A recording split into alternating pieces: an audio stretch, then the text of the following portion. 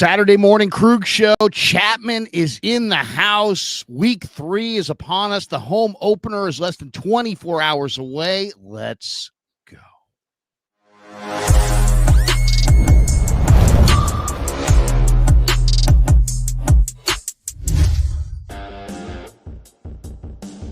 Bright and early, off and running on a Saturday morning, 9:04 West Coast, 4 minutes afternoon back east. Welcome to the Krueger Show, brought to you by Pig and a Pickle. The best barbecue in all of Northern California, Pig and a Pickle. Check them out. They're in Emeryville. They're in Corte-Madera. They're open 7 days a week from 11 a.m. till 8 p.m. or until they run out. We were just in New Orleans last week, courtesy of Claw Daddy Arcades, and they're a great sponsor of the Krueger Show, and they're a great follow on Instagram at Claw_Daddy_Arcades. And of course, we are brought to you by Sleeper, and this entire 49er football season is brought to you by Sleeper, presented by Sleeper. We'll have a little Sleeper thought here in just a moment, but John Chapman is here, and John, good to see you. Why don't you, we were both there in New Orleans last week. We got an up-close look at Niners Saints. We've now had 2 road games to look at. Give me your unfiltered Niner takeaway after watching 2 football games. The crazy difference from 2024 to 2025. Last year, the 49ers were dead last in fourth quarter scoring and fourth quarter points allowed. This year, you go on the road twice, and you get not 1, not 2, but 3 fourth quarter stops to end the game on defense. And I think that's the difference. You're 2-0 on the road. Where else would you rather be? And man, again, 2024, you had 1 divisional win the entire season. You have the opportunity, if you're the 49ers, to surpass that win total by week 3. Like it is just completely flipped on its head. I don't think that, the 49ers are this major Super Bowl favorite like they were back in 2023, but you're handling business 1 week at a time. And this game, everything is right there for the taking. Got to go handle business. I guess my takeaway would be, the 49ers look, I think they look a lot better on the line of scrimmage than I thought they would look on both sides of the ball. I think even though they haven't run it successfully yet, I think for the most part, I was expecting after 8 hits on Brock Purdy in week 1 that it would be jailbreak on Mac Jones in week 2, but there were many, many downs where he looked downfield and had plenty of time. So, and the Saints had 5 sacks in week 1. Is it that the Niner offensive line was good or that the Saints D-line in week 2 was bad? But I thought the 49er offensive line was a little bit better than I thought. And I thought this 49er defensive line was a lot better than I thought. Jordan Elliott, Kalia Davis playing their butts off. Mikael Williams, Nick Bosa, Bryce Huff, Yatir Gross-Matos. This NASCAR third down nickel rush package they have is really, really intriguing and exciting. So that would be my takeaway, is that the 49ers on the line of scrimmage, I wasn't sure if even with Mikael and with Huff, would they be able to mount a pass rush? How good would they be up front defensively? I think they look like overpowering as a pass rush unit, and they're doing enough against the run. And then offensively, they're, it's not been perfect, but I thought it could be really bad, and instead it's better than that. Yeah, how crazy is it that Dominic Pooney probably has been the least effective offensive lineman for the 49ers through 2 weeks? And not to say that he's been bad, but you're getting quality play from Jake Brendel. Yeah, Colton McKivitz earned his payday. And whoever's at left guard, whether that's Ben Barch, Connor Colby, or we're going to have another number 3 option this week, they've gotten the job done. And so, yes, I'm with you completely, Larry, that the 49ers offensive line has looked efficient and has looked professional, and the defensive line's getting the job done. Now, there's some manufactured pressures, whether you're bringing Upton Stout off the edge, Marquise Siegel, you're blitzing Fred Warner, but you're not overcommitting. They're 5-man pressures or 4-man pressures. You're not doing a lot of cover 0 blitzes. Steve Wilkes somewhere is upset, but you're getting the job done up front. And so if you can continue to do that, you're going to be in every single game with this defense that's led by Fred Warner, who's playing better football than probably anybody in the NFL right now. You know, they've really looked pretty good. You know, it's I'm not really sure exactly. The one thing that's a little, if you said what's the negative is that they look still very much like a one running back type team. Brian Robinson hasn't gotten off. Guerrero seems like he's banished to the bench. He seems like he's just in the doghouse, and he doesn't get any run at all. Jordan James has yet to do anything. He's been hurt. So it's like, we going to go through another year where it's CMC and nothing? I mean, they have to have somebody besides CMC running the rock. Yeah, I think Brian Robinson's just going to take time. Like, you can tell that he struggles with the vision. He wants to cut back every single time. And so sometimes those cutbacks are great, but he is cutting back literally the first or second step on those like outside zone tosses or whatever else. And then the problem on top of that, like, cutbacks are fine, but he's killing his speed and the momentum, and he's running into his own guys. I mean, he looks like Isaac Guerrero out there. It's just not there yet. But there is a lot of yards after contact for him. It's just, can he learn the pacing and the tempo of when he's supposed to hit the hole without killing his speed? I have a lot of faith in him. It's just, man, you got to kind of stick with it. The 49ers have averaged 3.4 and 3.0 yards per carry through 2 weeks. If you do it enough times, you're going to get there. Only 26 rush attempts last week. You're 30 plus the week before. So commit to the run, stay with it. That sets up the play action. That's going to help your quarterback. And in a week, like, look, you're playing the Cardinals. You can run the ball against this team. The Cardinals just have jumped out front to 2 huge leads in back-to-back weeks to where teams have abandoned the run. You can't let the Cardinals do that. Have to stay committed. Got to keep running the ball, whether it's CMC or Brian Robinson or Kyle Juszczyk. I don't care. Hand the ball off Jake Tonches for all I care. Run the ball. Stay committed. I think you're going to start to see dividends being paid there. The next 3 weeks, you can run on all 3 of these teams if you stay committed. So I want to see some of those big explosive runs, which we haven't really had the privilege of seeing so far this season.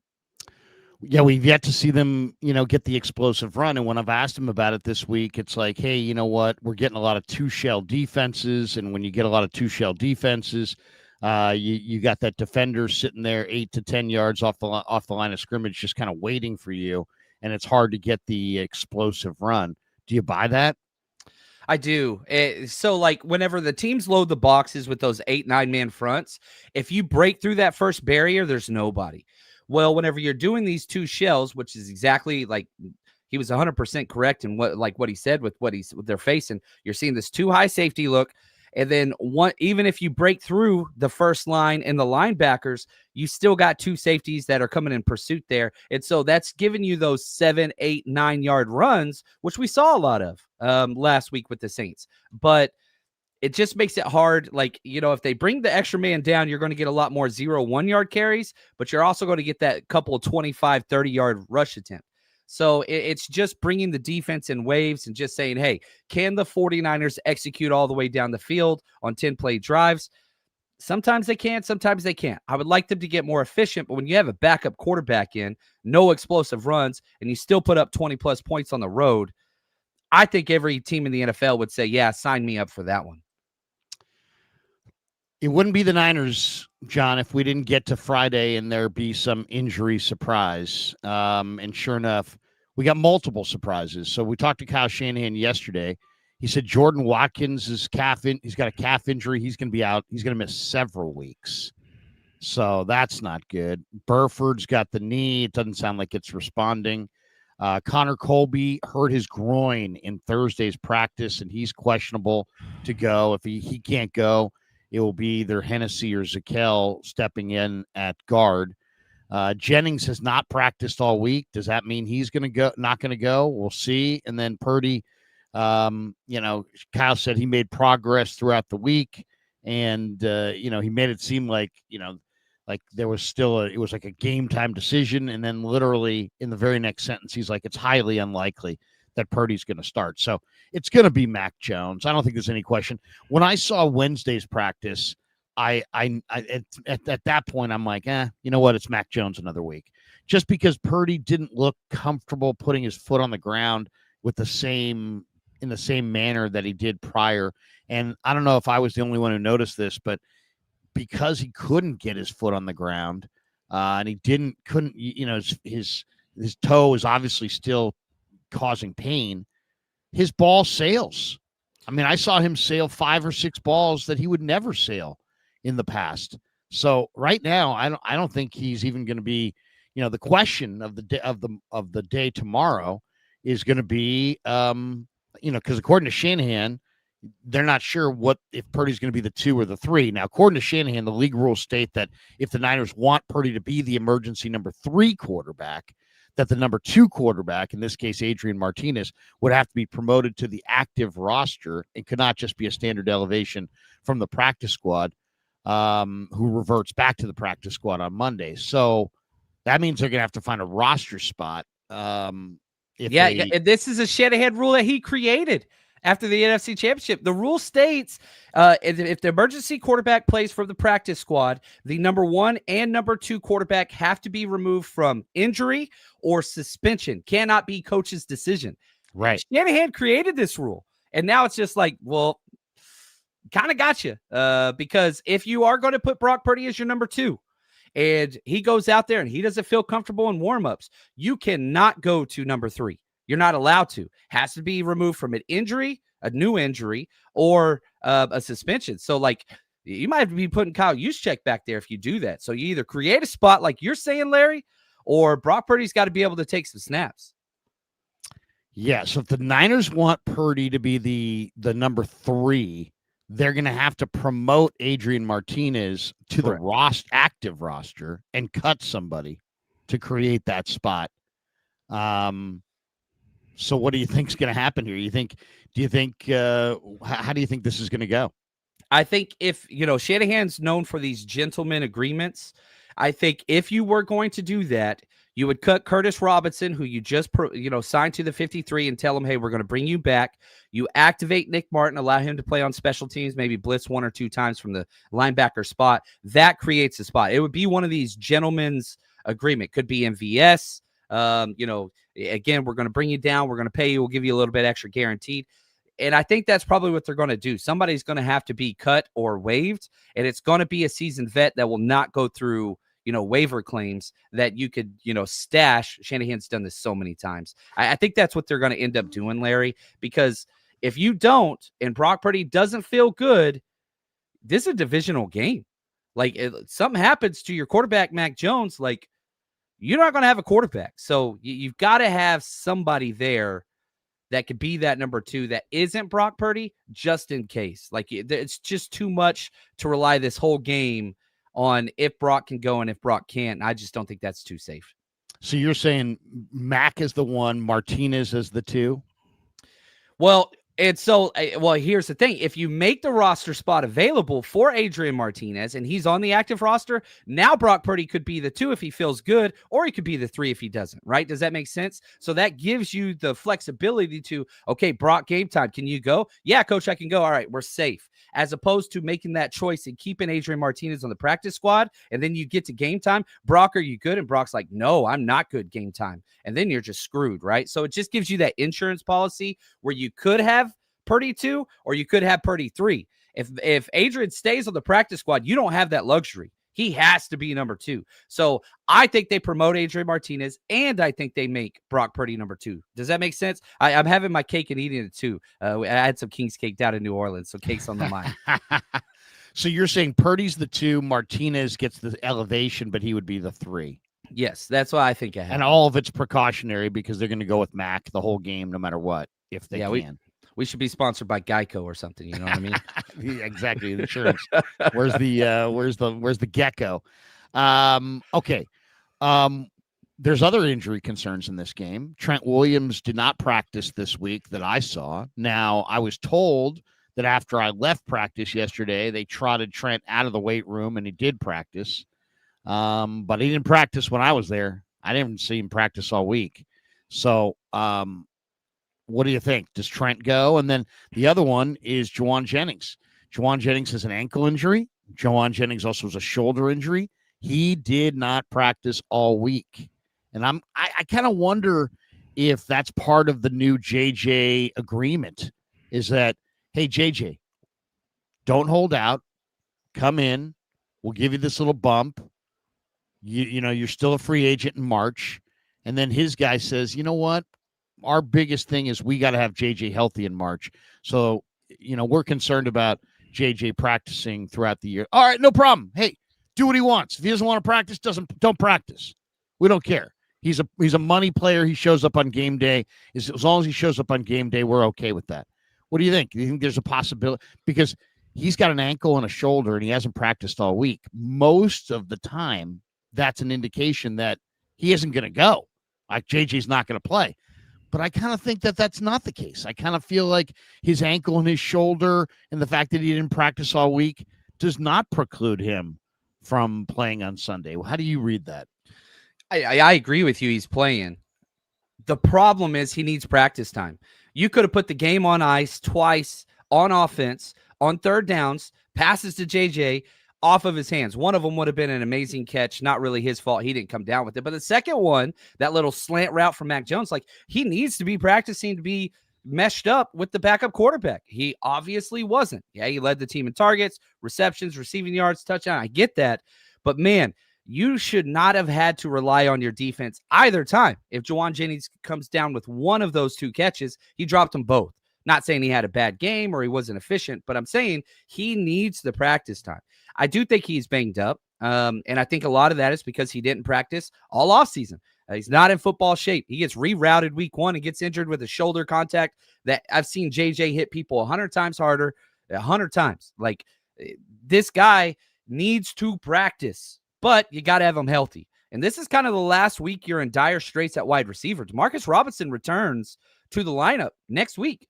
That's going to be huge. KB has another week of practice under his belt. That's huge. So I do think Jawan Jennings is going to play. I do think he'll be the wide receiver one. But you're kind of just like, hey, we're just piecing this together. Like duct tape is what this wide receiver core is right now. You've got Ricky Pearsall, which Ricky Pearsall didn't seem to be on the same page as Mac Jones either last week. There were some miscommunications there on those routes, but they have practiced together all week. Kendrick Bourne has practiced all week. So I think that will help, but JJ's still the clear number one. I think that he goes. If I'm JJ's agent, if I'm JJ, this game is circled on my calendar because remember, he got ejected week 18 against the Cardinals. That's right. And that stopped him from that 1,000-yard, season. So I think he's going to perform. I do wish he would have practiced this week, but I do think he is banged up.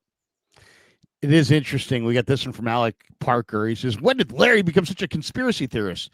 I guess John is too, because we both think that JJ is going to play this week, despite the fact that he didn't practice all week.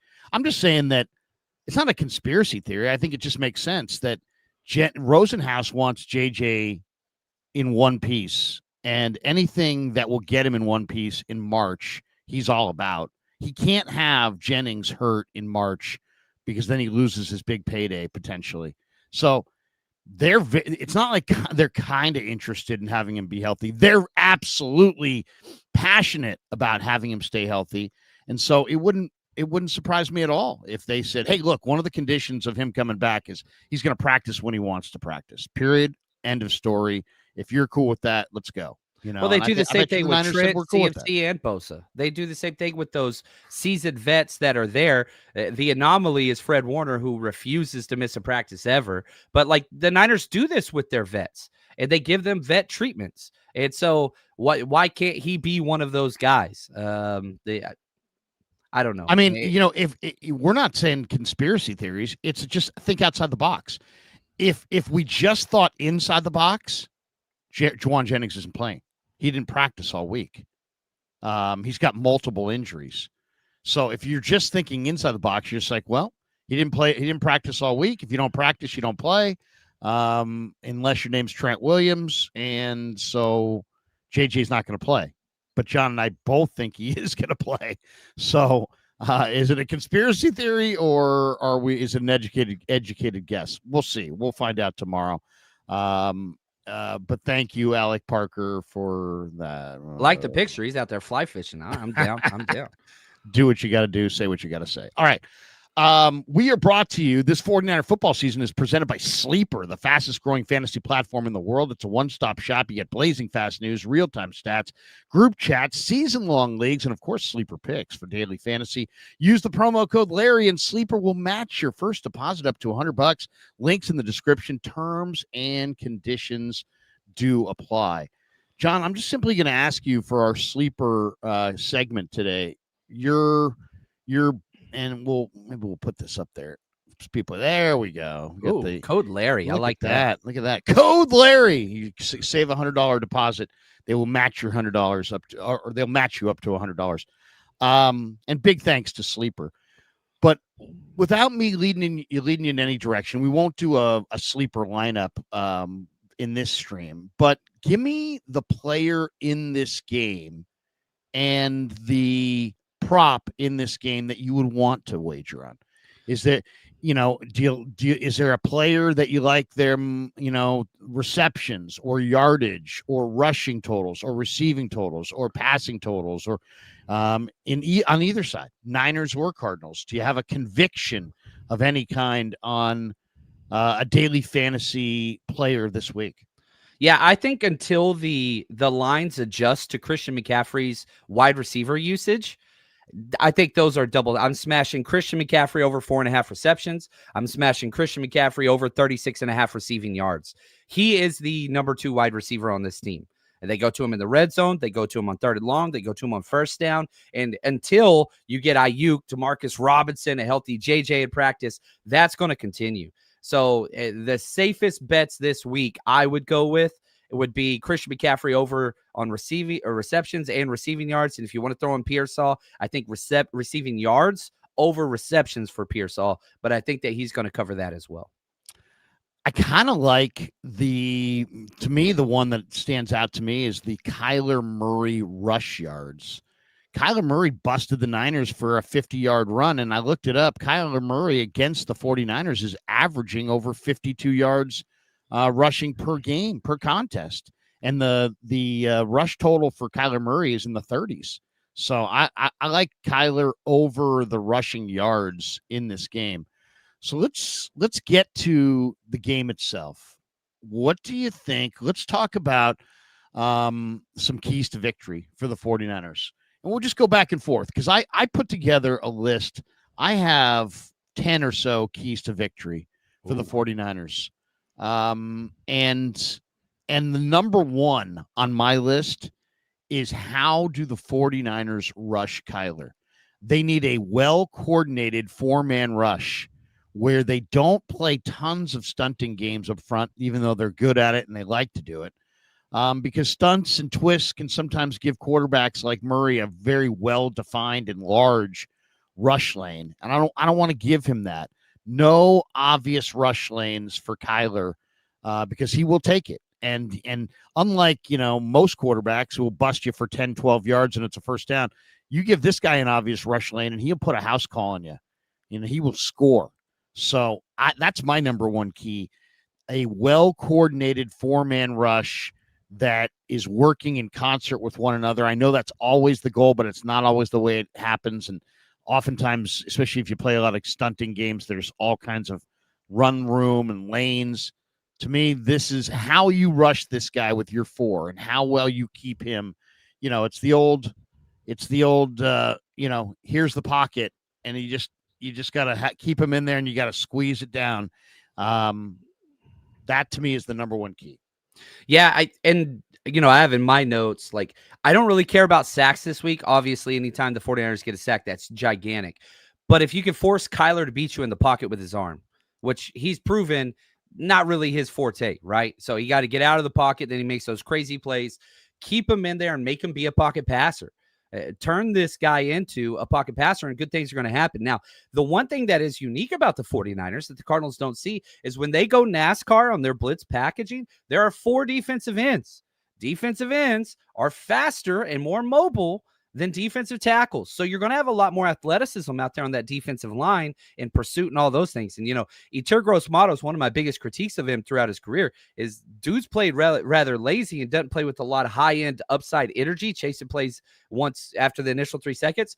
Last week for the Saints, Yetur 94 was flying around. And I was just like, whoa, who's this guy? So if Mikael Williams and Yetur Gross-Matos from the inside can have that relentless energy, I think that's going to pay dividends, and maybe you can knock those. Kyler's going to scramble. He's going to get rush yards at different points. But if instead of getting 10, 11-yard scrambles, he gets 5 or 6, that is just the thing. Like, just tamper it down a little bit and just kind of calm that down to where it's not game-changing. Having those 4 defensive ends out there in that NASCAR package is going to be huge because the speed and athleticism to run around and chase Kyler is going to make a big difference. Yeah, no, I like that. I was looking at some of the blitz numbers through the first 2 weeks. The Niners have blitzed a little bit over 21% of the time. It's mostly 5-man blitzes, but there's some 6-man rushes in there as well. But they went with 4, roughly 78% of the time. And they're blitzing, to about 21%. Now that's up quite a bit from Robert Saleh's first, tenure here, first stint here. But the line he has is different, and the talent he has is different. He probably will send some 5 and 6-man pressures at Kyler.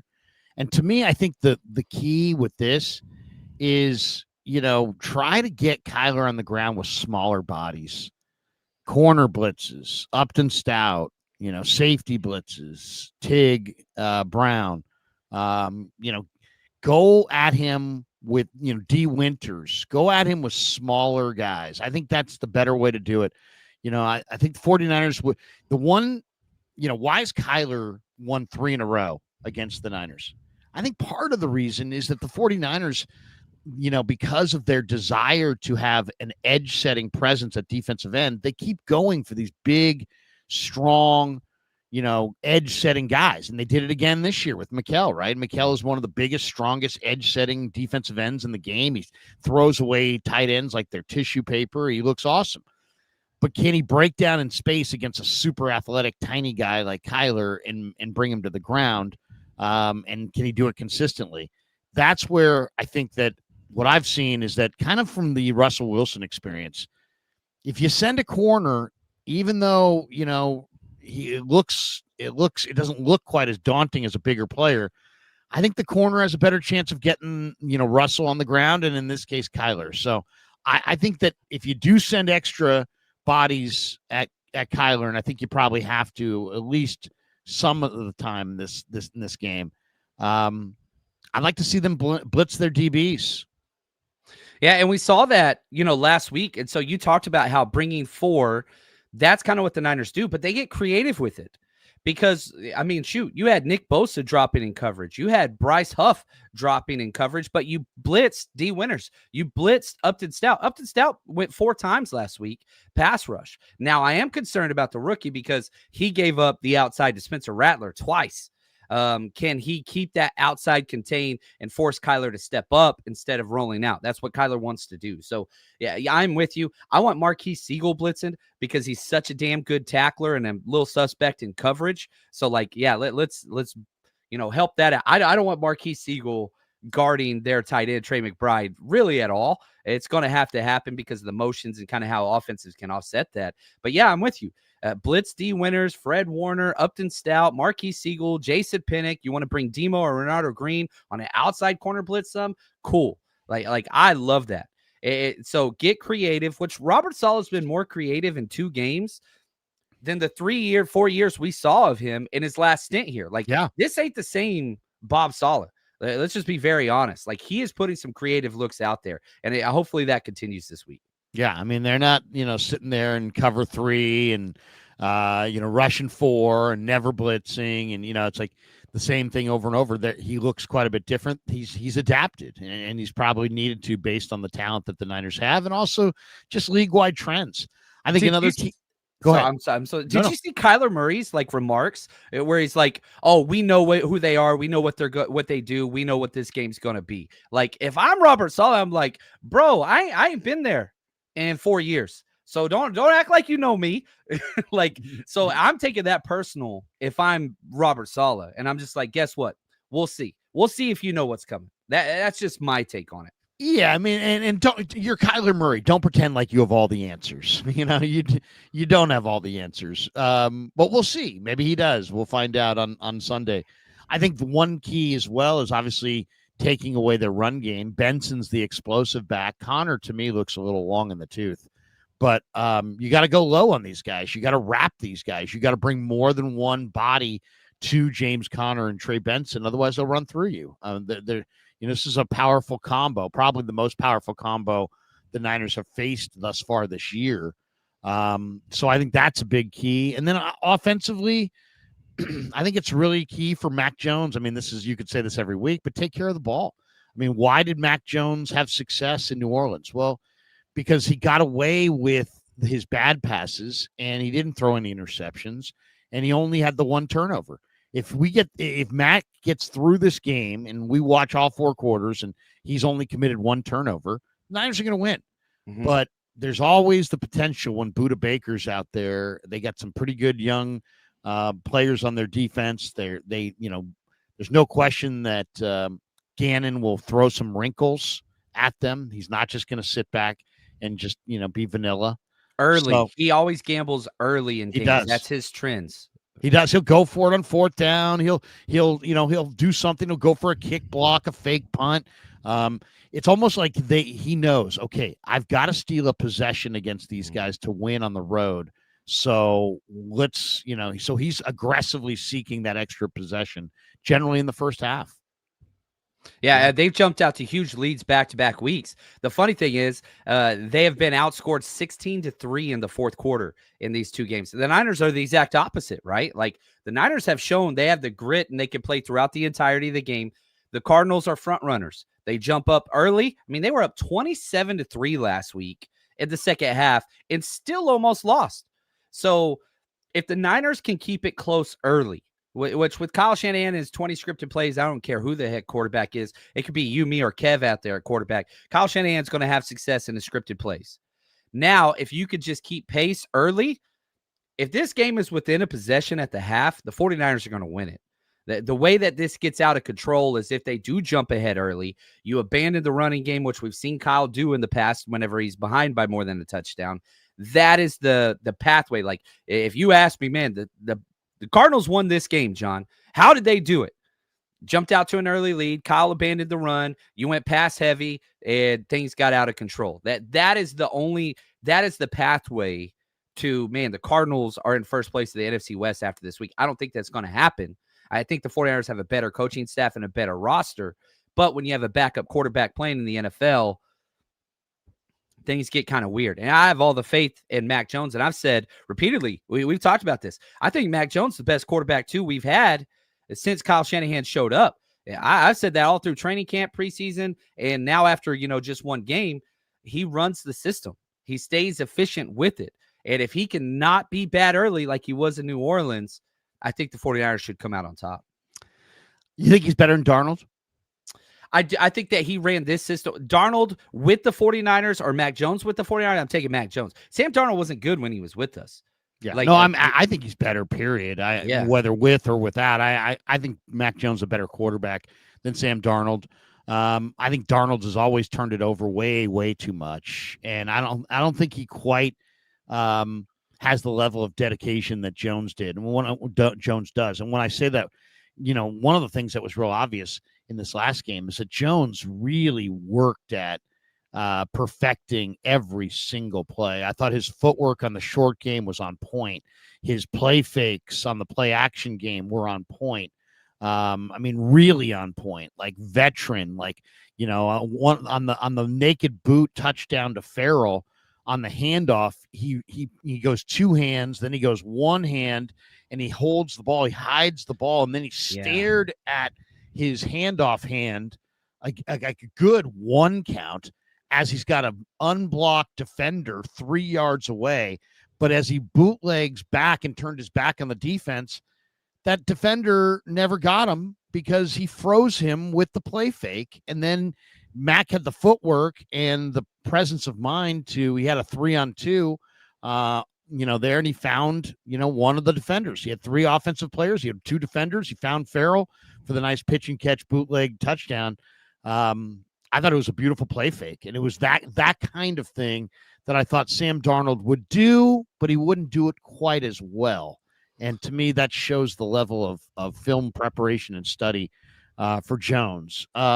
We should tell people big thanks to Sleeper. Remember, use code Larry for 100% deposit match up to $100. Links right in the description. Terms apply. Help support the show and gets you rolling on the #1 sports app in the country, Sleeper. All right. How important is it going to be to help Colton McKivitz and Trent Williams? Williams comes into this game having not practiced. He's got a knee bruise that's very painful. He's coming off of a very, very good performance against the Saints. But now here's Baron Browning and Josh Sweat. And Browning is an undersized, converted linebacker who's got a ton of speed. And Josh Sweat is one of the best young defensive ends in the game. And this duo has produced 19 pressures in the first 2 games. So what do you think? Can McKivitz and Trent stand up on an island against these guys, or are the Niners going to have to use backs and chip them consistently? One of my favorite things, and people always say like statements that I don't think make sense, where they'll say something like, well, Kyle Shanahan doesn't adapt or evolve. And I'm just like, man, you're not watching tape. You're not watching the tape. Like, he has condensed splits consistently and forcing that outside release with the tight ends around the defensive end or outside backer to where you are kind of pinning in these speed rushers to Colton McKivitz and Trent Williams. This is a relatively new, it's happened in the past in Shanahan, but the frequency through 2 weeks, never seen this. And I've watched every single play since Kyle Shanahan's been hired here. So there are adaptations. I mean, you had George Kittle out, Kyle Juszczyk gets injured in 10 plays, and they're still running 13 personnel, which means 1 back, 3 tight ends. And the way in which the alignment of those tight ends is helping, it's not a true chip, it's an outside release. So, like, basically, if you're Braden Willis, who did this a few times, like, okay, you line him up right next to Colton McKivitz, and there's a pass rusher on the outside and kind of a wide 9. He's going to release on his route flat so that outside edge rusher comes in. Don't even have to make contact with them. You're just creating brackets to not allow the speed rusher around Colton McKivitz, which I think you're going to see a lot of again. So it's just complimentary. Look, we're going to slow him down a little bit. And I think that's a big reason. You knew with Mac Jones, he's not going to have the escapability of Brock Purdy if there's pressure. So you're committing more guys to helping your 5 offensive linemen do their job. And it worked really, really well against the Saints. So I expect a lot more of that. I'm not concerned about McKivitz and Trent Williams as much. I'm concerned about that left guard spot. I'm concerned about that left guard next to Jake Brendel, who's played great, but he's had great left guard play. How's Jake Brendel going to look whenever he has subpar left guard play with Nick Sikel or, who knows, Drew Moss? Maybe they step in and crush it. My big concern is that left A gap in pass protection, Larry. Why's that? Just because the guard turnover, right? Can Drew Moss or Nick Sikel, how are they going to hold up in pass pro? And can Jake Brendel make sure that the calls are being made so that they know what to do all the time? Not worried about the outside. I'm worried about that interior pressure on that left offensive side. That's what I'm most concerned about. What have I told you that Connor Colby's going to play? Yeah, you said I would be happy as hell. Yeah, I just think when you look at a guy, he's questionable to play. But when you look at a guy played 50 career snaps at Iowa, career starts, 50. Jeez. So are you telling me he never had a ding or, he was never 50-50 and he just went? I think he's going to go. That would be my so guess. Happy. My guess is Connor Colby finds a way to get out there and go. That is just a guess. I have no sources. That is my guess. You're my source, Larry. Come on, man. You're my source. Well, I appreciate that, but I don't have any sources. But I'm just telling you, that's my guess is that Connor Colby is going to go. All right, let's finish up with this. Our Habbas Law Player Spotlight brought to you by Habbas Law, 1-800-INJURED. They will fight to make it right. I'm a big fan of Habbas Law, and this segment is sponsored by Habbas Law. For more than 40 years, Omar Habbas and his son Tarek have been standing up for people right here in Northern California. They're great attorneys. So if you need someone in your corner, call the firm insurance companies are hoping you never call. Habbas Law. They will fight to make it right. Visit their website, habbaslaw.com, HABBAS law.com. And Habbas 1-800-INJURED is their phone number as well. They will fight to make it right. Thanks to Habbas Law for being a proud sponsor of the Krueger Show. I want to share the screen and show you, because to me, there's a lot of talk about a lot of different Niners. The guy who I'm really excited about the most is Alfred Collins. And I talked to Big AC at his locker yesterday, and I credited him. I'm like, man, you got so much better from game 1 to game 2. This is a little bit of a film, I believe, of Collins, maybe even a little McKell here. But there's Collins. I just thought he was so much more active. Robert Saleh said this was he was worlds better. I mean, look at the movement. Look at the footwork. Look at this guy. Keep coming. Look, he's keep moving. There were times, John, this summer where I'm standing there and it's, I'm sweating and Chris Kaceric's yelling and Collins is doing a rep and you hear Chris go, keep your legs moving. Keep moving. He's just screaming at the top of his lungs. And this guy he wants to be good.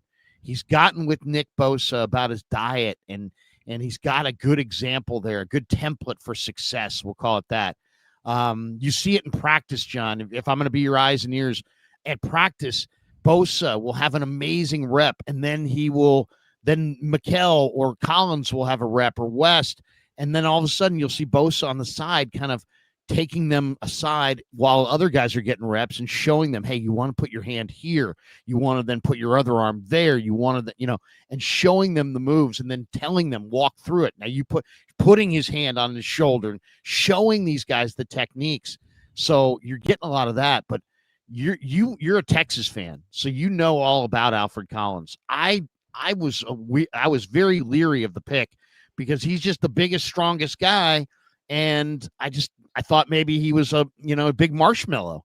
I thought maybe there was a chance he was a big Kinlaw where he's just a run defender only and no movement ability, no second level ability. Then we saw some of those highlights where he kicks out of the club. He's got his back to the play in the early stuff in preseason. And you're sitting there going, whoa. And then you got Niner fans who are just, instantly like, this guy can't play.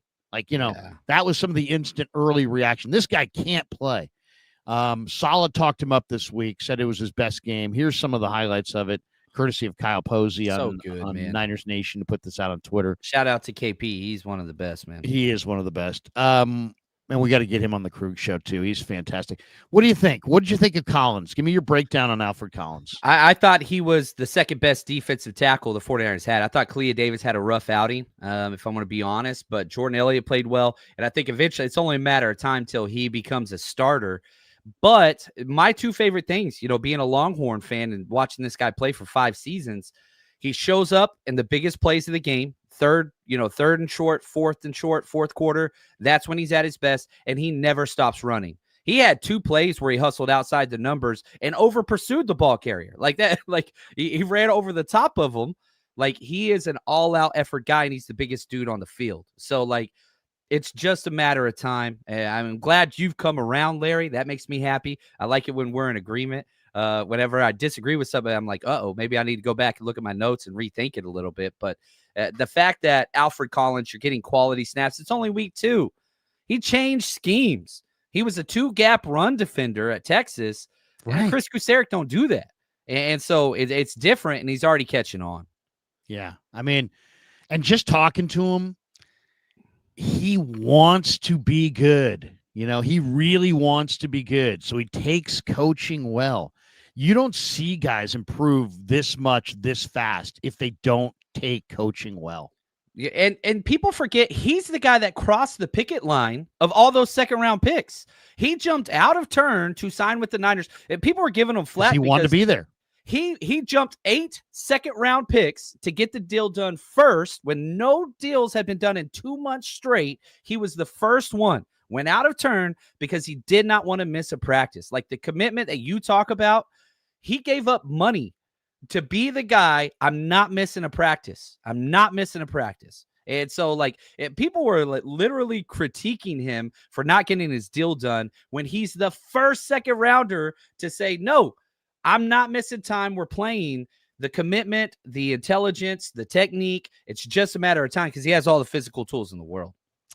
That's going to do it for us. Thanks to Habbas Law, by the way. They will fight to make it right. Visit their website, habbaslaw.com on the web, 1-800-INJURED. Thanks to Omar and Tarek Habbas for being proud sponsors of the Krueger Show. All right, John, this is it. Let's we'll call it right here, but give me your prediction. What's the final score of Niners Cardinals? And tell people what you got going on game day. If we got a lot of people who jump in and out of these things, and sometimes they're seeing me or you for the very first time. Tell them what you're doing on game day. Yeah, we go live every single day. 49ers Rush, YouTube, podcast, wherever you get your content. We'll be live right after the show. We do a therapy session if they lose. We do a celebration if they win. And so we will talk you off the ledge or we will hype you up, whatever accordingly with the 49ers, what they got going on. So just come join us. And, man, my score prediction, I think it's going to be close. Divisional games are tough early in the season. You saw it just Thursday night. Should have been a blowout, but the Dolphins show up. I've got the 49ers winning 23-20. Low-scoring game under the under. But I do have the 49ers winning. Whoever the hell the quarterback is, I think it's going to be Mac Jones throwing for at least 2 touchdowns. I like that. I'm going to go 24-17. Ooh. A little bit closer. I think it's going to be like a 10-point game, and then the Cardinals get a late score to make it a little closer. But, yeah, I'm going to go 24-17 49ers. Let's hit 3 supers, and we'll bolt for the door. Strawberry Reacts has got a 20 spot for you, John. He says, putting your franchise quarterback as the number 2 is the worst thing to do. Either he's healthy enough to start or he's inactive. If they put him as the backup, the organization is telling you they don't believe in him. No. I disagree with that. I like Strawberry's takes a lot of times. I would disagree with this one. You've got to game day and how the foot reacts, and if you can't plant, that's what that is. But again, we've seen what happens when Christian McCaffrey's at quarterback. Nobody wants to see that again. I will say this, Strawberry. I think you're right from the standpoint of I think the Niners aren't going to do that. I don't think the Niners are going to put Purdy as the number 2. Anthony Catania is in the house. He says, love the show. There's something special about this team. Go Niners. I kind of agree with Anthony there. I do get the special vibe off this team. There is a vibe about coming from Saleh, coming from Gus Bradley, coming from the young defenders. There's a kinship and a friendship. But with a lot of these young defensive players, I get the vibe. I get a good vibe off this team for sure. And also Anthony, by the way, is one of our sponsors. Check out Sharp Corners Sports Cards and Collectibles. They're at 205 Cypress Avenue in Pacific Grove, California, on the Monterey Peninsula. Anthony's at 831-521-5264, and he's a great follow on Instagram at Sharp Corners 831 on the gram, as the kids like to say. Slavic Niners says, you guys have the best content. Great collab. I'll be at the game tomorrow. Let's go Niners. Love it, man. Thank you. Appreciate the kind words. Thank you, man. Seriously, you got a lot of options in the Niner content creation world, and the fact that you're here speaks volumes. John Kalua says, is this the best version of CMC we're going to see? Or is he still getting his legs back? Still a great running back, but does not look like the 2023 CMC. Nobody's – I'm not the 2022 Larry Krueger. You're not the 2020 John Kalua. I mean, we're all shadows of what we used to be. No, I'm just joking. John, you're the same you've always been, especially with those shades. No, what do you think? Give me your quick thought on CMC and where he stands. I think he's like an 8.3 of that 2023. But that might have been one of the better running back seasons in NFL history. So, if he could stay at this level throughout the entirety of this season, I'm taking that right now. If you told me CMC stays the exact same as what he is right now for all 17 games this year, I'm taking it. Sign me up right now. I'm so happy with that.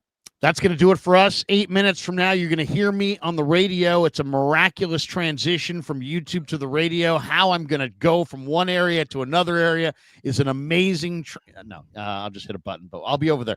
Catch me on KMBR from 10 to 11 for 49er forecast as we look more into this matchup, getting closer to kickoff. And Johnny, you got anything going on Saturday? A little high school ball, a little college ball, a little family time? A lot of college ball, family time. Going to make it to church this Sunday. I'm not traveling, and then I'll be able to catch the Niners game. I'm behaving, Larry. After New Orleans, I need some of that. Dude, that is a sweet hat, by the way. I love the faithful hat. That is a sweet lid. For John Chapman, I'm Larry Krueger. Hit like and subscribe on both channels. Thanks to our sponsors. Links are in the description for all of our sponsors. Thanks to John. Peace. Yeah, never met a man I've been scared of. Careful.